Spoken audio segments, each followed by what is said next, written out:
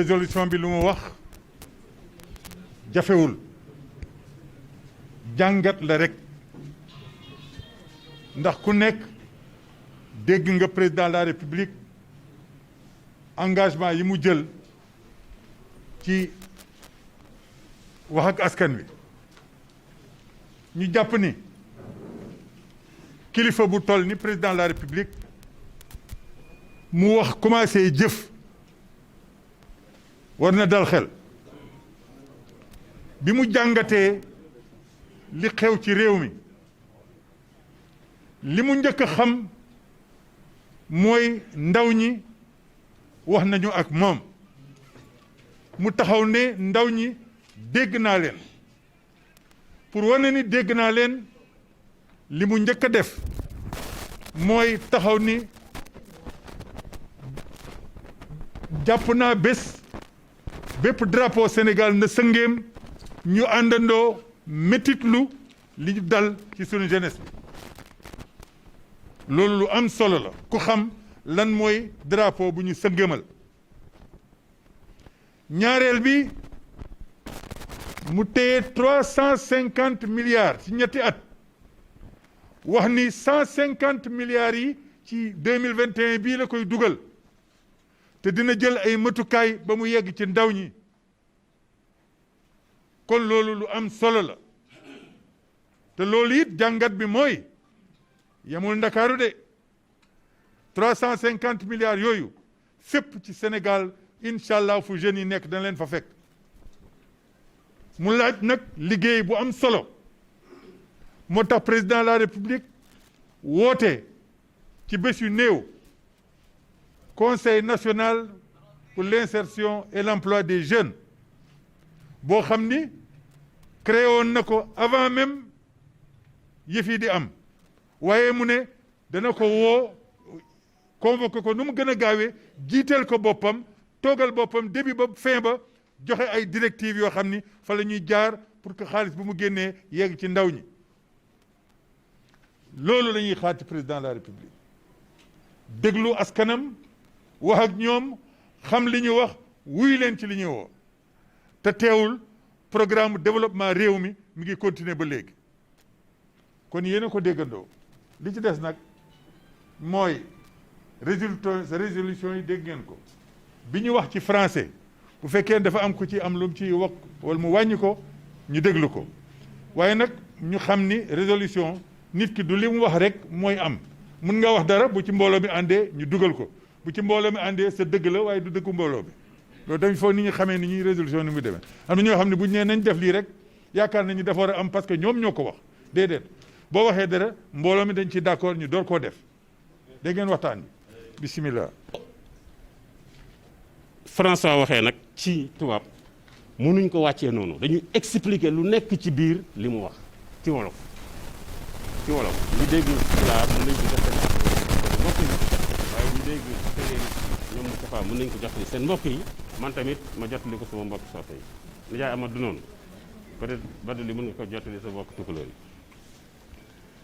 mu ne ñun ñi nga xam ne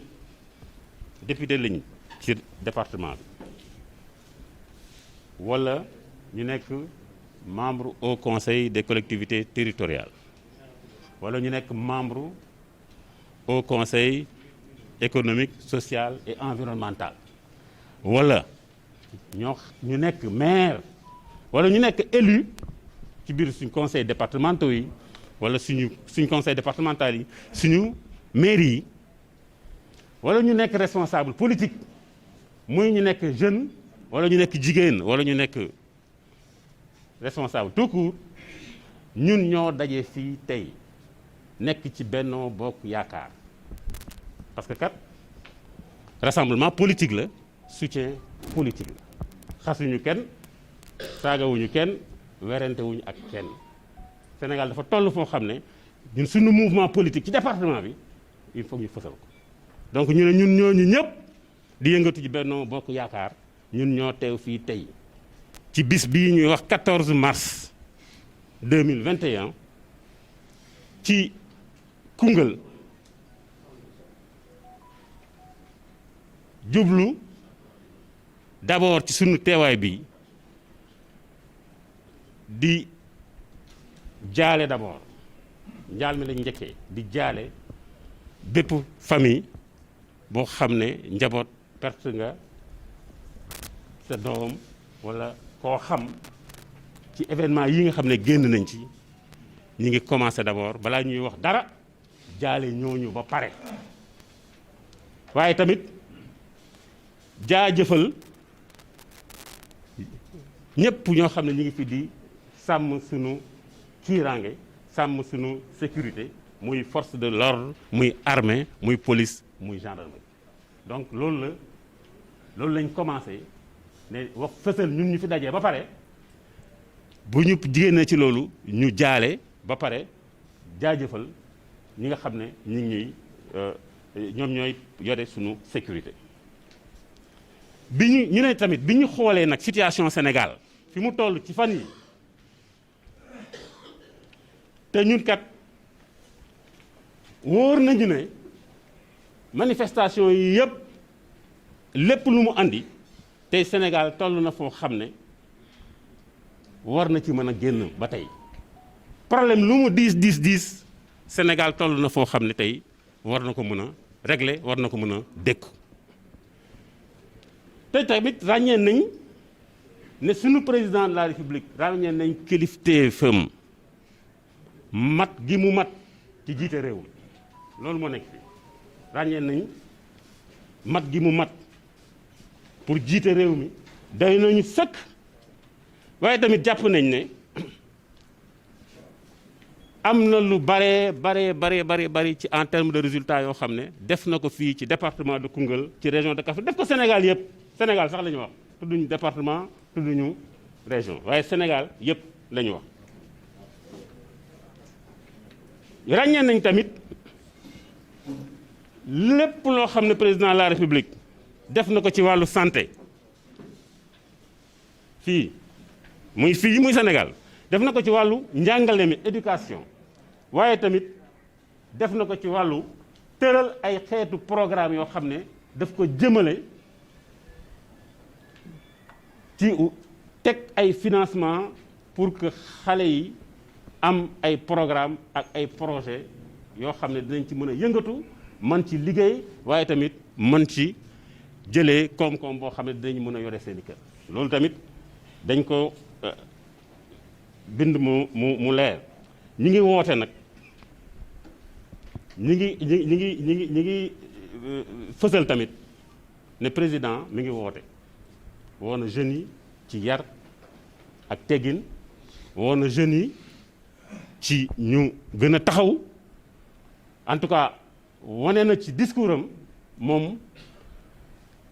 li mu disposition yi mu jël pour jàppale jeunes yi loolu tamit Sénégal ñëpp dégg nañ ko gis nañ tamit président de la République pas-pas bi mu am pour téye Sénégal pour que Sénégal nekk benn loolu moo ko teree nelaw gis nañ pas-pas bi mu am ba fépp fu mu gis luy wàññi Sénégal wala lu bëgg a tas Sénégal dina taxaw ba loolu dina ko fànq te tamit dëgg-dëgg wóolu nañ ko bu baax ci lépp loo xam ne teg na ko pour gaawal financement yi nga xam ne wax na ko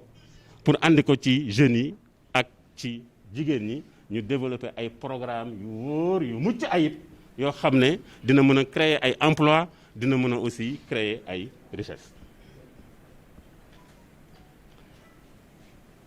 di gis tamit bu baax te loolu tamit dañ ko ràññee di ne population Koungheul tamit population bu mature la population bu mat la population bu ràññee la population bu dal la dañ koy rafetlu parce que gis nañ Sénégal ni mu def ak Koungheul nan la taxawee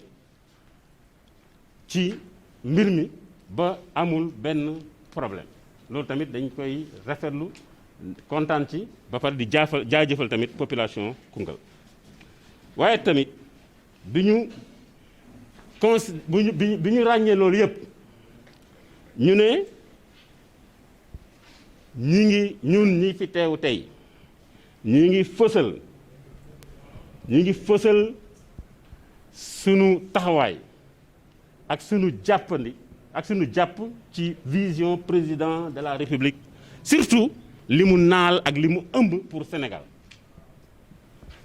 ñi ngi ànd ak xel ànd ak xalaat ànd ak dal ànd ak teey ànd ak pas-pas taxaw ci ginnaaw président de la République taxaw ci ginnaawam pour que bépp solution xeetu réponse bépp xeetu pexe bépp xeetu prox ndoll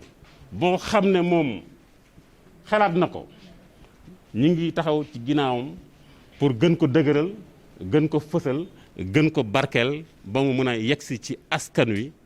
comme ni mu ko buggee ci wàllu développement surtout waxuñu wàllu politique ci wàllu développement surtout rawatina wàllu politique kon ñun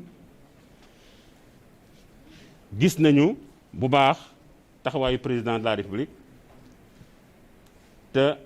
dinañ ko jàppale ñu ngi ko doon jàppale ñu ngi koy jàppale te dinañ continuer jàppale ko ci liggéey bi ba keroog Sénégal yëpp di teg seen bët progrès yi mooy maanaam résultats yu mucc ayib maanaam ay jeexital yu mucc ayib yoo xam ne programme yeeg projet yi am na ko ci askanu Sénégal am ko ci askanu région de Kaffrine ak département de Koungheul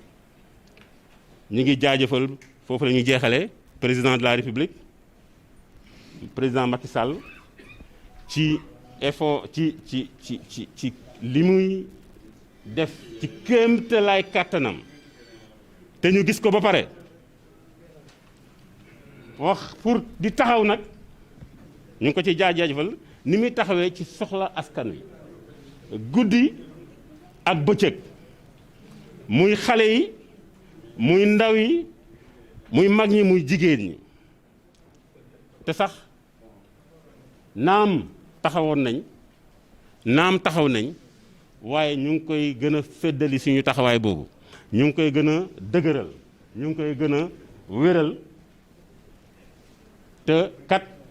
wóolu nañ ko ci ni muy doxalee Sénégal maanaam gouvernance wóolu nañ ko ci xalaat yi mu teg wóolu nañ ko tamit ci biir Sénégal pour ci jiital réewu Sénégal moo tax bépp effort boo xam ne ñun war nañ ko def ci suñu département bi ñun responsable politique yi pour gën a dëgëral loolu pour gën a fësal kilifteem pour gën a dëgëral programme yi dinañ ci taxaw guddi dinañ ci taxaw bëccëg loolu moo nekk ci papier bi maa ngi leen di sant leen gërëm. ginnaaw bi ñu sante yàlla julli ci yonentam maa ngi nuyu kilifa yi fi nekk yépp kenn ku ci ne ci turam ak santam ak ci darajaam di rafetlu bu baax a baax initiative bi parce que je pense que mbir boo ci nekkee dafa jaadu nga fësal ko wane ne yow tu soutiens de façon vraiment indéfectible le président de la République son excellence Macky Sall di wax ne motion bi am te je pense que dafa am signal boo xamante ni askan bi jox na ko son excellence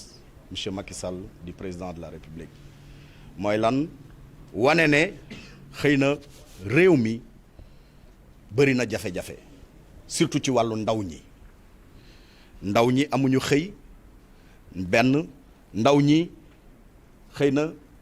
formation yi nga xamante ni moom moo jaadu tey pour ñu waroon a mun a am benn taxawaay bi pour war a mun a am xëy jotul am ci ñoom di wax ne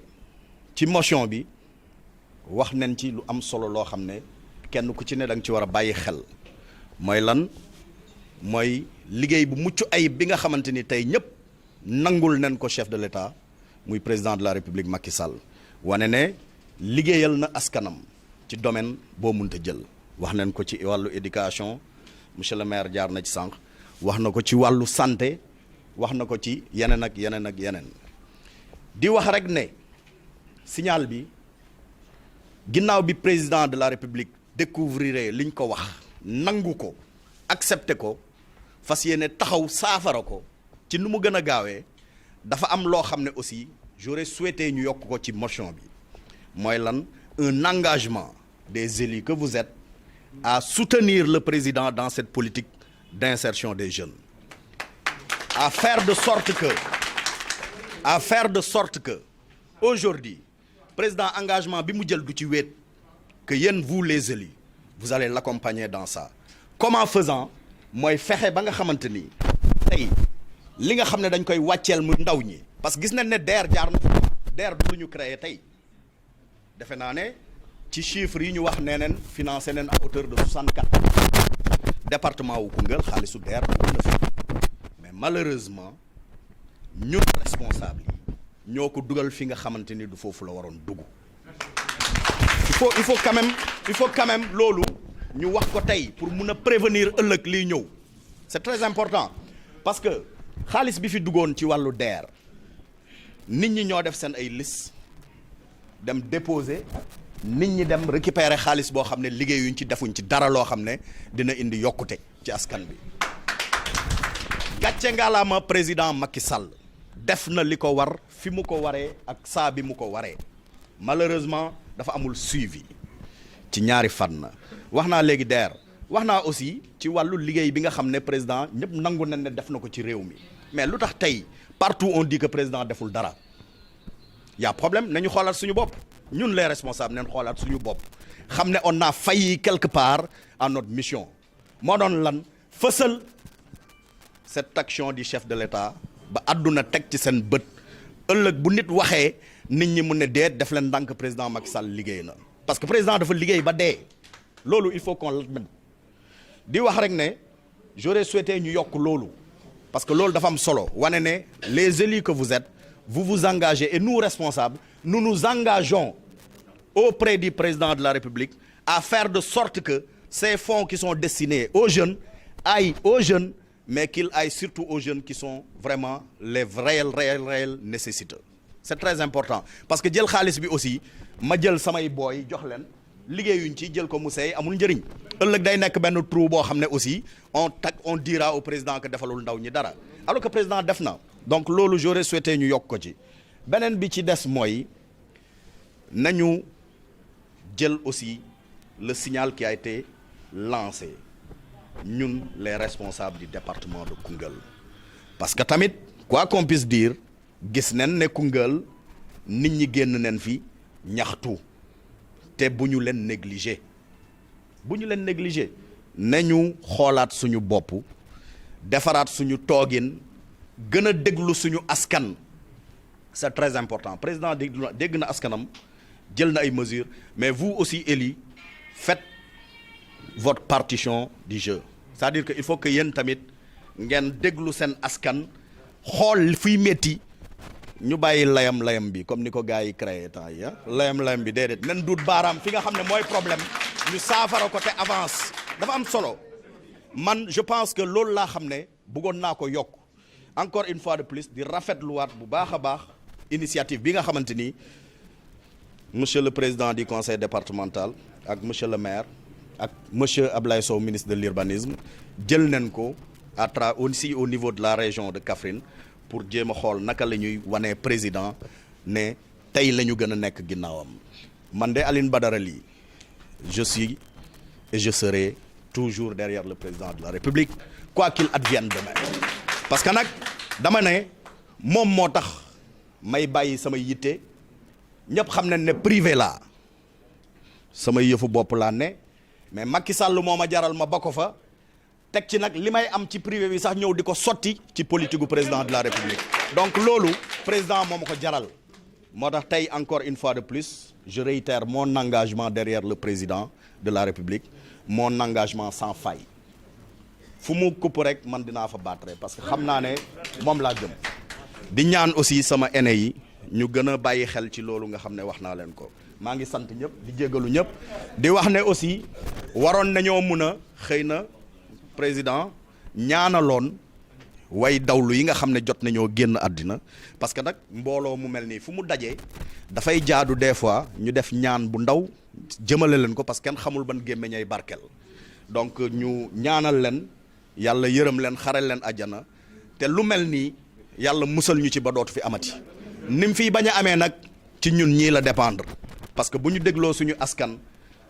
comprendre message bi ñu envoyé taxawu leen dégg leen taxawu leen je pense que lii doot fi amati parce que nous avons vu quand même une jeunesse qui était désemparée et qui a suivi un mouvement de foule loolu kese la du leneen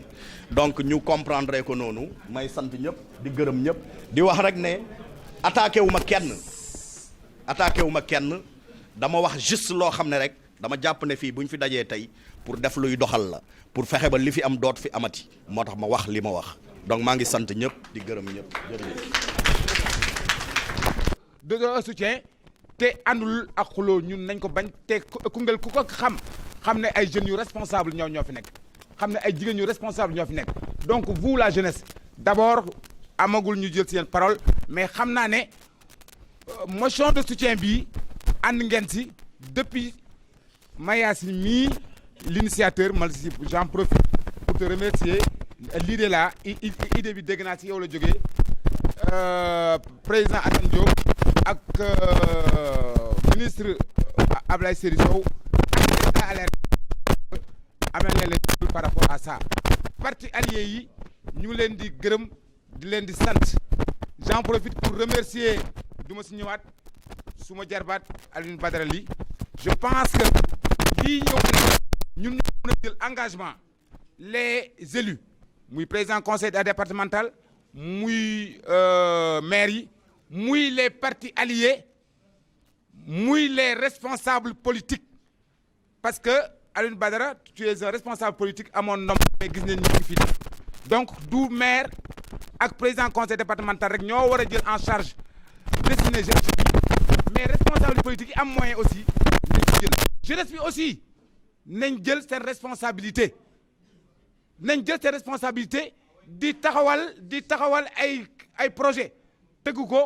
teg ko xaar pour lu ñëw ñu mun se truc parce que am na yoo xam ne yéen a ko mun a régleel seen bopp maa ngi remercier ñëpp di wax ne le président de la république xam ne métti na mais ñun ñu ngi si ay ginnaawam métti na si suñu biir mais ñun dinañ mun a régler suñu ay problème si suñu biir moo tax d'ailleurs président may proposé